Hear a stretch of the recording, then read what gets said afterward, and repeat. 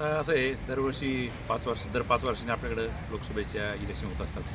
मागील 10 वर्षात भारतीय जनता पार्टीने जे धोरणं आखली किंवा ज्याच्यावर इम्प्लिमेंटेशन करत गेलो आता आपण, त्याप्रमाणे भारताच्या प्रगतीचा आलेख आपण सर्वजण पाहतच आहोत.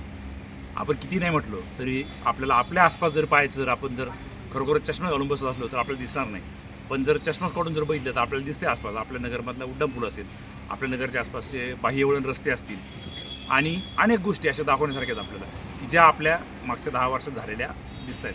किंवा आपण भारतभरात जर जिथं कुठं आपण फिरतो त्या प्रत्येक ठिकाणी जाऊन पहा, रस्त्याचंच मोठं मोठं जाळं विणलेलं आहे. वंदे भारतसारखी मोठी ट्रेन उपलब्ध करून दिली अनेक ठिकाणी.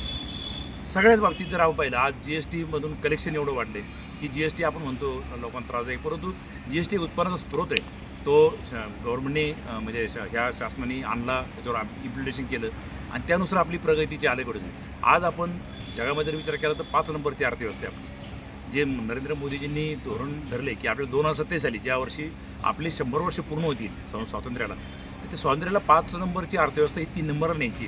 3 नंबर न्यायची म्हणजे काय करायची, तर प्रत्येकाने आपला सहभाग नोंदवला पाहिजे, प्रत्येकाने आपले आपले काम केले पाहिजे. हे जे धोरण धरले ते आपण 2024चा किंवा भारतीय जनता पार्टी विचार करतच नाही आहे. भारतीय जनता पार्टी विचार करते 2027 साली काय करायचं आपल्याला. मग एवढं मोठं विजन घेऊन चाललेले नेते ते हे सर्वजण मोदी असले असेल असं नाही एकटं, भारतीय जनता पार्टी पूर्ण आहेत.